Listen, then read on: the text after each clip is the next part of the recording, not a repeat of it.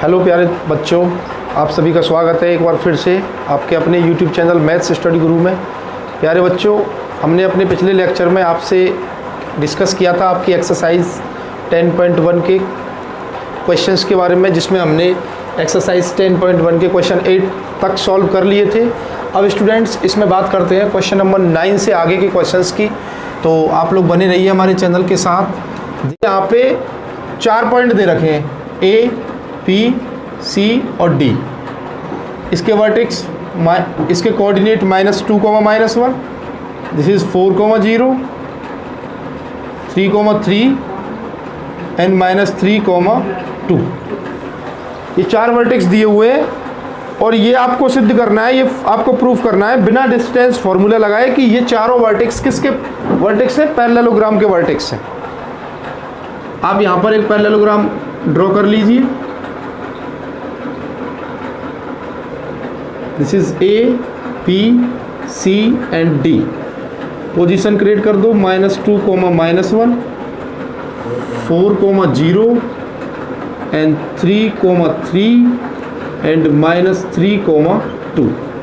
अब ये पैरेललोग्राम किस कंडीशन में हो सकता है? एक ही कंडीशन है, जब ए बी और सी डी की डिस्टेंस इक्वल हो और बी सी और ए डी की डिस्टेंस इक्वल हो। इस केस में पैरेललोग्राम हो जाता है जब आप डिस्टेंस फार्मूला लगाते हो। लेकिन यहाँ आपको डिस्टेंस लगाना नहीं है, तो आप ऐसा क्या करो जिससे कि ये पैरेललोग्राम हो जाए, तो उसके लिए आप स्लोप की हेल्प लोगे।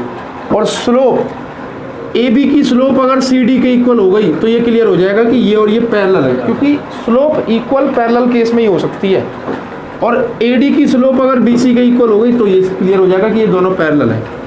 तो अभी आपको क्या करना है, slope of A B is equal to proof करनी पड़ेगी क्या, slope of C D. Yes. और दूसरे केस में जब आप इसको इसके पैरेलल करोगे तो आपका ये कंडीशन है, और जब आप ए डी को बी सी के पैरेलल करोगे तो आपको कंडीशन क्लियर करनी पड़ेगी, slope of A D is equal to slope of B C. तो स्लोप ऑफ ए बी की स्लोप, यानी कि इन दोनों पॉइंटों के बीच में स्लोप निकालोगे। दो पॉइंटों के बीच में स्लोप निकालने के लिए आपको कल एक फॉर्मूला बताया गया था, y2 - y1 upon x2 - x1। तो 0 में से आप माइनस करोगे -1 को, और 4 में से आप माइनस करोगे -2 को, is equal to C D की स्लोप, सी और डी। यानी कि यहाँ 3 में से आप माइनस करोगे 2 को, और 3 में से फिर आप माइनस करोगे -3 को। तो इधर आ जाएगा आपका 1/6, इधर हो जाएगा 1/6। बिल्कुल ये दोनों स्लोप आपस में इक्वल है, तो आप कह सकते हो कि जो आपकी ए बी है वो पैरेलल है किसके, सी डी के। और इधर आप स्लोप ऑफ ए डी, यानी कि यहाँ पे आप 2 में से माइनस करोगे -1 को, और अपॉन में -3 में से माइनस करोगे -2 को। और बी सी की स्लोप के लिए 3 में से 0 माइनस कर दो और 3 में से 4। तो ये 2 में से जब आप माइनस करोगे तो ये 2 आएगा, 3 आएगा, क्योंकि माइनस माइनस प्लस हो जाएगा। और -3 + 2 करोगे तो आएगा -1। इधर आपका 3/-1 है, इसको कैंसिल आउट करोगे तो आपका रिजल्ट आएगा -3 = -3। जब ये दोनों इक्वल होंगे तो ये क्लियर हो जाएगा कि आपकी जो लाइन ए डी है वो पैरेलल है बी सी के। और जब किसी भी क्वाड्रिलेटरल में इस तरीके से आमने सामने की, यानी अपोजिट 2 साइड आपस में अगर पैरेलल होती हैं, तो वो quadrilateral A B C D is a parallelogram हो जाता है। क्लियर है? Pause the video and note it down. Shyam Sundar, जो 10 क्वेश्चन है, find the angle between the x axis and the line joining the point 3, -1 and 4, 2। देखिए 2 point है आपके, एक तो 3, -1 कोऑर्डिनेट है जिसका, इसे आप a मान लो, और एक है 4, -2, इसे आप b मान लो। अब इन दोनों पॉइंटों के बीच में ये कोई लाइन है, ठीक है। इस लाइन का और x एक्सिस का, इन दोनों के बीच में कितनी डिग्री का एंगल है ये आपको बताना है। Find the angle between the x axis and the line. तो पहले आप यहाँ पे देखिए कि इसकी स्लोप क्या है। ये इस तरीके से केस हो गया ना कि इसका और इसका एंगल क्या होगा, तो ये x एक्सिस है, एक्स एक्सिस पर आपके कोऑर्डिनेट क्या होते हैं, x, 0 होते हैं कि नहीं होते? तो आप इन दोनों के बीच में स्लोप निकालिए, slope of A B, this is y2 माइनस y1 upon x2 minus x1, यानी -2 -1 4 -3, दिस इज -2 + 1 एंड 1, कितना आएगा -1 अपॉन 1 इज इक्वल टू -1।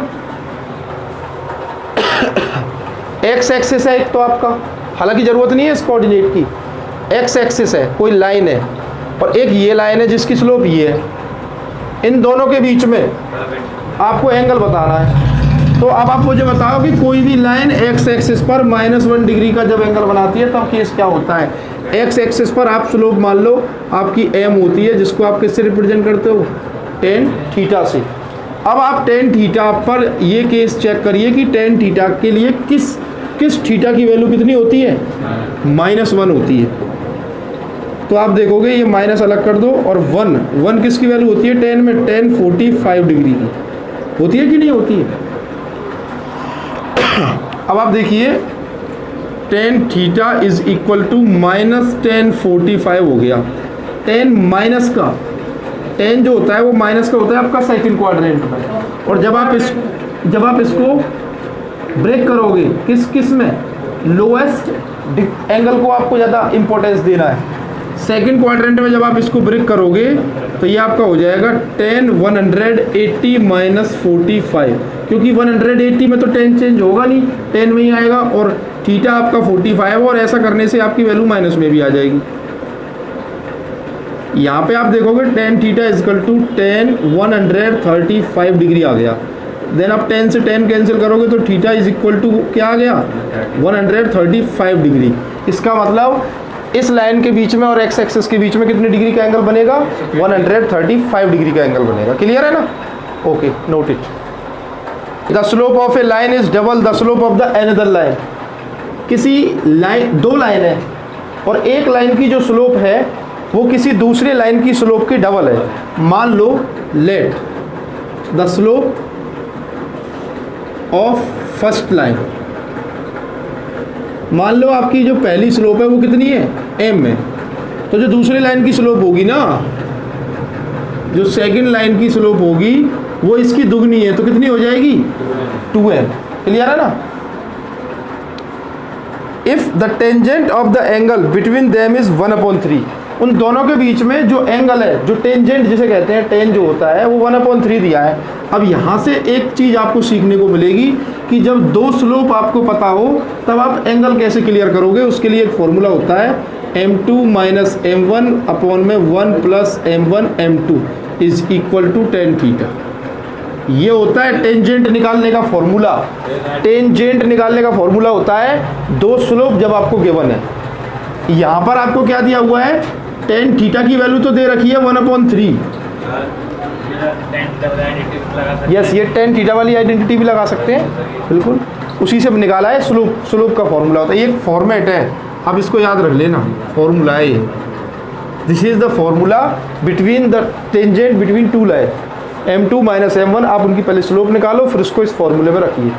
तो स्लोप ऑलरेडी गिवन है कि पहली वाली आपने m1 है तो दूसरे वाली 2m है, तो इसका मतलब दूसरे वाली स्लोप जो है वो 2m है, तो आप यहाँ पे 2m रखेंगे, माइनस पहले वाली स्लोप कितनी है, m, अपॉन में 1 प्लस ये हो जाएगा, दोनों ही आपकी क्या है, m1 तो आपकी m है और m2 आपकी 2m है, और इजकल टू में दिया हुआ है 1/3। टेंजेंट इज गिवन, 2m में से m माइनस करोगे, m 1 plus 2m square is equal to 1/3। अब एक बात ध्यान रखना, जब भी आप एब्सोल्यूट को हटाओगे ना तो सेकंड साइड में प्लस माइनस का साइन आ जाएगा, जैसे स्क्वायर का आता है।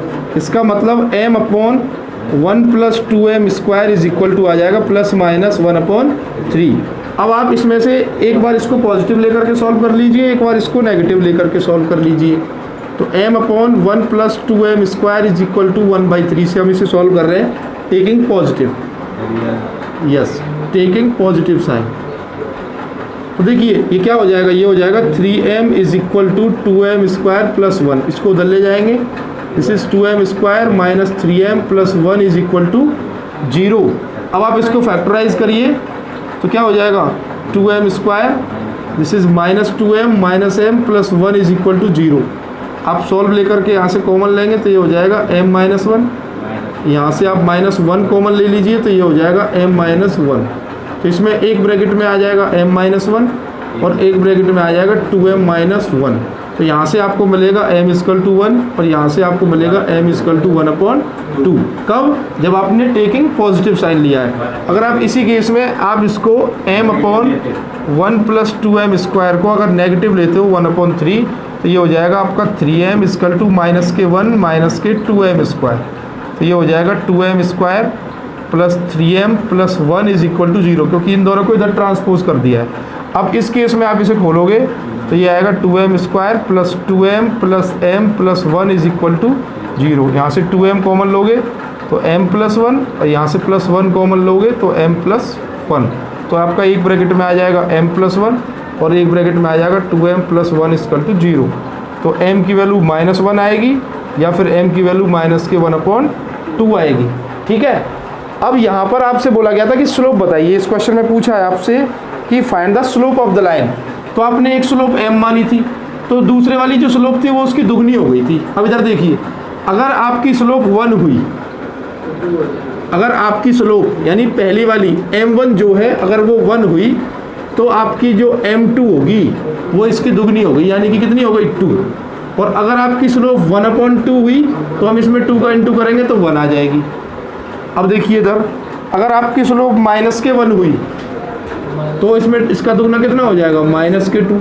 और अगर आपकी स्लोप -1/2 हुई तो आपकी स्लोप कितनी हो जाएगी -1। तो इस तरीके से ये इसकी पॉसिबल कंडीशंस है जिससे आप इन दोनों लाइंस के बीच में स्लोप फाइंड आउट कर पाओगे। क्लियर है? Okay, note it. देखिए 2 पॉइंट दे रखे हैं, एक x1, y1 कोऑर्डिनेट है और h, k कोऑर्डिनेट। इन दोनों पॉइंटों से कोई लाइन थ्रो हो रही है और उसकी स्लोप पहले ही दे दी है उसने, m है। तो आपको शो करना है, सिद्ध करना है आपको, सो दैट क्या शो करना है कि k माइनस y1 की जो वैल्यू होगी वो m time of h minus x1 की होगी। तो आपको क्या करना है, आपको इसमें स्लोप दे रखी है, आप अपने तरीके से स्लोप निकालिए। आपका स्लोप निकालने का फॉर्मूला होता है y2 माइनस y1, यानी k minus y1 upon h minus x1। ये आ गया। अब आप इसको क्रॉस मल्टीप्लाई अगर करते हो ऐसे, तो इसके नीचे आप 1 लेकर के ऐसे क्रॉस मल्टीप्लाई करोगे तो m का प्रोडक्ट हो जाएगा h माइनस x1 से और इधर आ जाएगा k माइनस y1, जो कि आपके क्वेश्चन का क्या हो जाएगा, प्रूफ और आंसर हो जाएगा। क्लियर है ना? Okay, note it. यहाँ देखिए, यहाँ पर आपको दिया हुआ है 3 point h, 0, a, b। Book आप खोल करके बैठे जिससे कि आप उसमें क्वेश्चनों को देख पाएँ। और 0, k।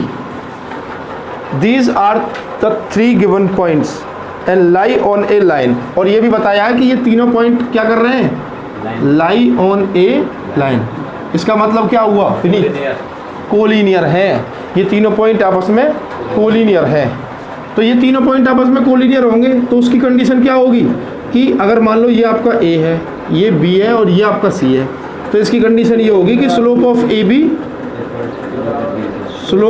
ए बी जो होगी वही होगी आपकी स्लोप ऑफ बी सी। दोनों की स्लोप्स आपस में इक्वल होंगी। इसका मतलब b minus 0 upon a minus h की जो वैल्यू होगी वो k minus b upon 0 minus a के इक्वल होगी। इसका मतलब ये आ गया b अपॉन a minus h is equal to k minus b upon में माइनस के a। और आप इसको क्रॉस मल्टीप्लाई करिए इस तरीके से, तो ये हो जाएगा minus k a b is equal to a minus h और k माइनस b। तो ये माइनस के ए बी, आप इसको प्रोडक्ट कर लो, ये हो जाएगा a k minus a b minus h k और प्लस के, ये माइनस एच और माइनस बी मल्टीप्लाई होंगे तो एच बी। ठीक है भाई? और अब माइनस के ए बी से minus k a B cancel कर सकते हो क्योंकि दोनों की साइड में माइनस है। इधर बच गया आपका 0, इधर बच गया ए के माइनस के एच के और प्लस के एच बी, ये बच गया। अब आप क्या कर सकते हो, अब आप इस h को, इस माइनस के एच के को इधर ट्रांसपोज कर दो तो ये प्लस का हो जाएगा, प्लस के एच के, तो इधर बचेगा ए के प्लस एच बी। अब आप इस एच के को ना इन दोनों के डिवाइड में ले जाओ, क्योंकि यहाँ ये इसकी डिवाइड में चला जाएगा, यहाँ 1 बचेगा, तो इधर हो जाएगा 1 इजकल टू ए के अपॉन एच के प्लस इसकी भी डिवाइड में जाएगा एच बी अपॉन में एच के, तो के से के कैंसिल और एच से एच कैंसिल, तो 1 इजकल टू ये आ जाएगा ए अपॉन एच प्लस के बी अपॉन में के, जो कि आपके प्रूफ जो आपको करना था वही आंसर होगा। यही वो आंसर है जो आपको प्रूफ करना था क्वेश्चन नंबर 13 में। Okay, this is the last question of this exercise. Consider the following population and year graph, find the slope of the line A B and using it find what will be the population in the year 2010। Okay, बात मत करिए, इधर देखो, यहाँ पे आपका ये graph दे रखा है, वाई एक्सिस के अलोंग तो लिया गया है पॉपुलेशन को और एक्स एक्सिस के अलोंग लिया गया है ईयर्स को। ओके, ये आपकी ईयर इसमें 1985 से स्टार्टिंग है और नेक्स्ट आपकी 1990, this is 1995, 2000, this is 2005 and the last 2010। बात करें पॉपुलेशन की, करोड़ में है ये, this is 87 crore, 92 crore, 97 crore and 102 crore, ये आपकी पॉपुलेशन है।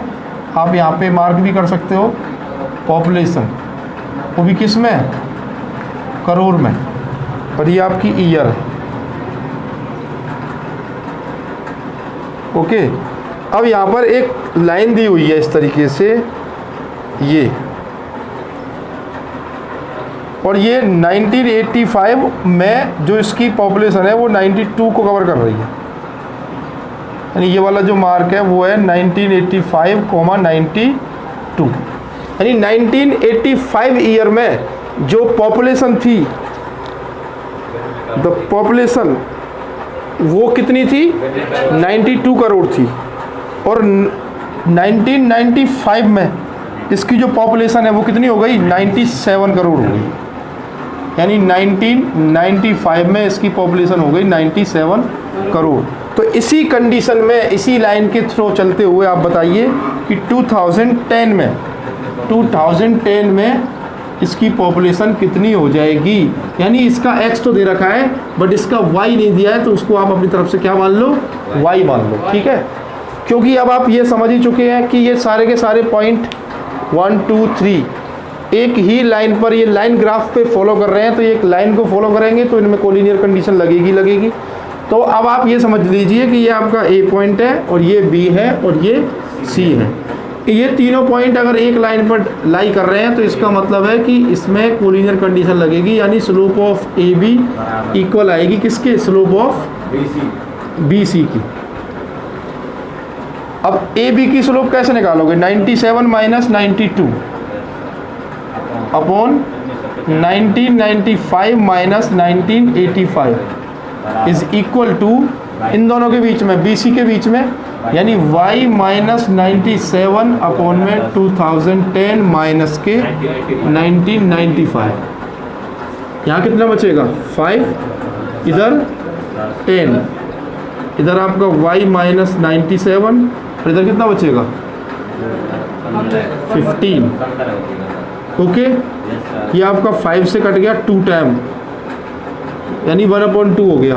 अब आप इसको क्रॉस मल्टीप्लाई करोगे तो ये इधर हो जाएगा 15 और ये 2 इधर हो जाएगा, तो ये हो जाएगा 2y माइनस के 194। अब आप 194 को आप इधर ले आइए तो ये कितना हो जाएगा, 194 प्लस 15 इजकल टू 2y, कितना आ गया ये 209 इजकल टू 2y। अब 2 से इसको कैंसिल करिए, 104.5 करोड़ इसकी पॉपुलेशन हो जाएगी इस विलेज की, 104.5। चेक करिए आप लोग आंसर, और ये आपका